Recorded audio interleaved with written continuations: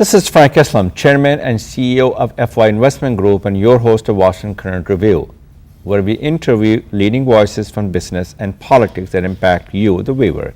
Today, our guest is Jim LeMunyon, and Jim is a member of the Virginia House of Delegates, and he has been on our show before.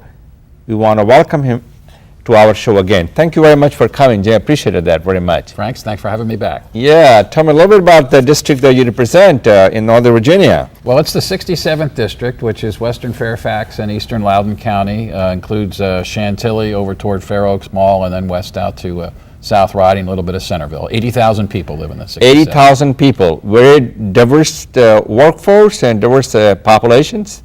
Very much so. Approximately 1 out of 5 voters in my district were born in other countries. Came to this country. Came to this country and are naturalized citizens. So it's in many respects a microcosm of Virginia. We have more people coming here from other countries and an increasingly diverse population. They reflect what I consider an America and this county. The one you currently represent that pretty much. Lots of entrepreneurs, people in small businesses, technology companies, as well as shopkeepers as well. So Great. it's a very vibrant district. Great. Tell me a little bit about your accomplishment for this session, 2013 General Assembly session, which just ended not too long ago. Yeah, Virginia's a little bit unique in terms of the way the legislature works. We were only in session this year for 6 weeks, which is one of the shortest sessions of all 50 states. So we went back for one day to finish some amendments that the governor wanted to offer to the legislation. We did that on April 3rd, and we're done for the year. So we have elections in November, and then the General Assembly will meet again in January. I think 3 topics that we addressed more than others, although there were hundreds of bills that passed, were transportation and funding that with additional taxes. We passed a number of reforms for education, including funding for teacher salary increases matched with a local option.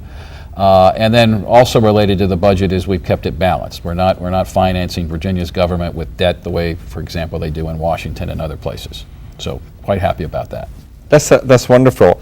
What are the important issues that's facing your district? Well, transportation and education are the top two. When you talk about education, you talk about higher education, education K through 12, or pre-K education. Pretty much K through 12 and higher ed, because those are the things that are funded with tax dollars. So the legislature is going to have a lot more say in that than a pre-K program. Although at the local level, Fairfax County schools and other school divisions support that to some extent. What we've been able to do in the budget this year and next year, because we're on a 2-year budget cycle, is bring a record amount of money back from Richmond to Fairfax and Loudoun County schools. And so it's important to me. I'll be meeting with some of the schools over the next 3 weeks to make sure that that's having the impact that we intend in the classroom. And if it's not, then someone like me needs to get involved and figure out why. We try not to micromanage our local school systems. We have elected school boards. We have professionals who are hired to teach as well as be administrators, and so we try to make sure we've got good people and let them do a good job. On the higher ed, we of course have 12 public universities in Virginia. Many of them are world renowned. Yes. I won't mention one over another because I know we have a lot of loyal alums at many of those schools. I have 2 children that went to public universities in Virginia, different ones. But my work has been to make sure that we get more in-state students into those schools, particularly from Northern Virginia. And that's hard when the schools are competitive. And one of the ways we can do that is to make sure they charge the out-of-state schools enough so that they have more opportunity to admit lower tuition in-state students. One of the biggest challenges that we have in this county is to make the education more affordable and accessible. I think that's and the second problem is creating more students that have the qualifications that they can get a job. So we have to create a skilled workforce. So what's your thoughts in terms of the public and private partnership? We need to create students who can get the job in the marketplace. And there seems to be a little bit of disconnect between the education system as well as and the industry. Well, it's not something that I think can be forced through legislation or law. You're It's right. more of a cultural thing where we invite companies, particularly the technology companies, to get involved in schools. We have science clubs in high schools. My kids went to Oakton High. We had a number of companies that sponsored programs that, frankly, there wasn't money in the school budget to sponsor, but afternoon robotics clubs, weekend rocket programs. There's actually a very active robotics program and competing type program in Virginia and nationally that a number of our students participate in. And then same thing at the university level, where I know Virginia Tech, for example, in their engineering program is working a lot with private industry so that students can intern with those companies, but they're also getting guidance from the companies long term on the kinds of fields and kind of areas skills they need. study, Yeah. right, that they need. Now, not everyone goes to college, and so Fairfax County and I think other jurisdictions in Virginia have an academy program where students can learn skills, learn trades. Absolutely right. Especially the whether community it's- colleges, they play a very important role. Absolutely. So I'm very much an advocate for that. But that's the kind of thing that happens at the local level that we can support from the state with funding, but not trying to direct individual school divisions to offer one program or another. I want to kind of shift the gears and talk a little about your position on tax reform and the gun control. Tax reform and gun control. Well, two different issues. Yes, Which they one do you are. want to do first? Well, which way you pick and choose? Well, tax reform is something that I think is badly needed in Virginia. I think over the last 4 sessions that I've been in public office, and I was elected with Bob McDonnell in 2009, we've made a lot of progress in doing what state government can to make Virginia a more business-friendly state. The governor is well known for going out of state and bringing companies to Virginia, and that's fine. I also believe we should be doing things that can support the growth of companies that start in Virginia or are already here and can grow. One of the areas that the governor and the legislature really haven't addressed is the tax code. And I hope that is a debate in this year's campaigns for statewide office. It's certainly something I'm going to talk about. It hasn't been addressed in 20 or 30 years, but a couple of opportunities. We have a corporate income tax in Virginia that's 6%. If you look at how that tax is collected and who pays, fewer than 1% of all corporate taxpayers are paying more than 50% of the money collected. So for probably 2/3 of all corporate taxpayers, they're paying maybe $200, $300, $400, $500 a year. It's costing them 10 to 100 times more than that to comply. That's silly. Yes. We need to simplify that system. Yeah. So if Simplify we the want, tax if we code, want to yeah. tax, if we want to tax corporations, we do it easily and efficiently, and we're not harassing small businesses, Agreed. which is frankly what we're doing. Agreed. We have in many jurisdictions, including Fairfax County, what we call the BPOL tax, Business and Professional Occupancy Licensing Tax.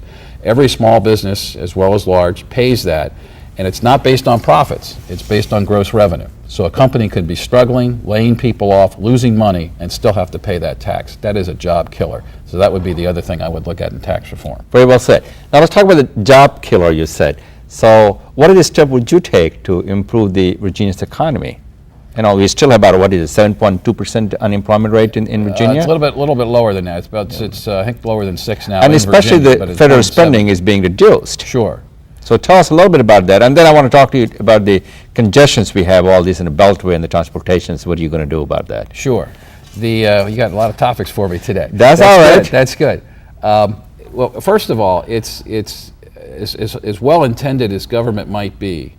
Government can't force economic growth. Now, some people disagree with me. The government cannot create a job. It's the public sector that creates a job. The government's facilitated to create a job. Is that what we both have shared? Have the same I would views? say that it's government's job to foster innovation and Yes. job creation Yes. by creating, making sure the right incentives are in place. And taxes is very important. So reforming the tax code, in my view, is the most important thing And at also, this point that we can do to promote also jobs. we need to, regulations, that we need to kind of do a little bit less regulations also. Well, and in Virginia, I think we're smart compared to other states in that we have a rule that says that the business regulation is uniform throughout the state. So if companies want to start and expand in Virginia or come to Virginia, there's not going to be, we have more than 130 different localities in Virginia. They're not going to have to figure out and comply with different rules in different localities. It's very uniform, and that's one of the advantages that we find when the governor travels around the country and says, hey, maybe you ought to locate in Virginia, because other states like California, do it very localized, and that's certainly their choice, but it does make it more expensive and complicated for businesses to grow. My second question was about transportation, the congestion problem. How are you going to reduce that? Well, what we've done with the transportation funding bill this year is put $800 or $300 million specifically in an account for Northern Virginia. So one of the concerns that we've always had is we pay a lot of tax in Northern Virginia, goes to Richmond, we don't get our fair share back. This is a separate account from the statewide account that says this money can only be spent in Northern Virginia. I had a hand in actually drafting some of it, and one of the things we said is that the projects that are eligible for funding must be projects that are rated based on their congestion reduction impact, which is related to a bill that became law about a year ago. And so it's the responsibility of the Department of Transportation to do the rating. It's the responsibility of what's known as the Northern Virginia Transportation Authority to actually look at those ratings and select the projects and spend the money. And so there's a role for both, and we designed it that way so that one would not dominate over the other. Northern Virginia Transportation Authority, not a word that people have heard a lot about. It's been around for the last 10, 12 years, hasn't been funded. It's funded now. I think it's going to be something that we'll be reading about more in the news. That's great. And I'm glad you have been instrumental, obviously taking a lead to reduce the traffic congestion that we face in Northern Virginia. Well, we've got a long ways to go. It's something that's been neglected for at least a couple of decades. But we have at $300 million a year, not only the ability to spend that money on projects, we can match it with state money, we can still match it with federal money, so it's not the only money that we have. It is in addition to our fair allocation from the state, not instead of, and the law is very specific about that. And it's also money that we can use to bond, and by that I mean we can go for a project that might be $1 billion.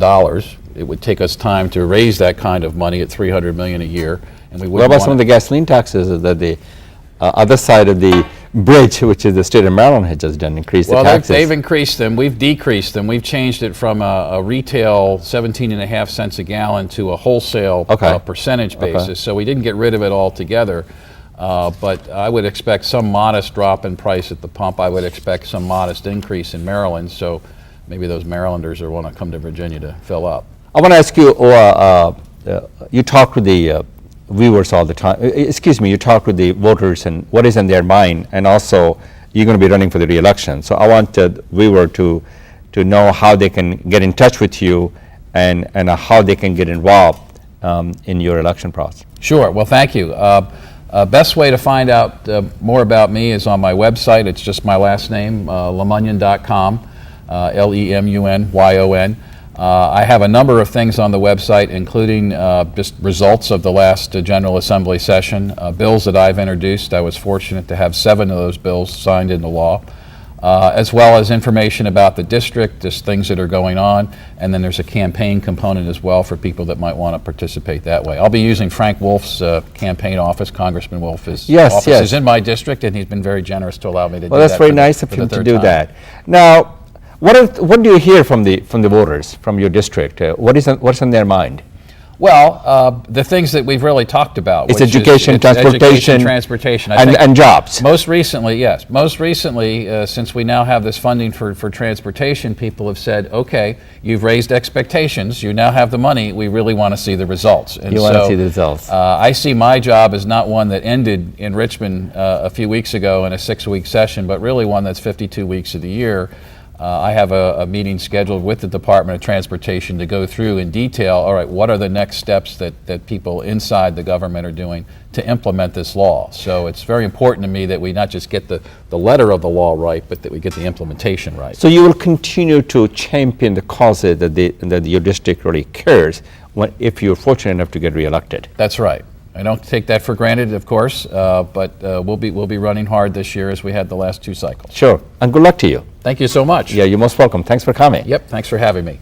This is Frank Islam wishing you a great week. Thank you for watching.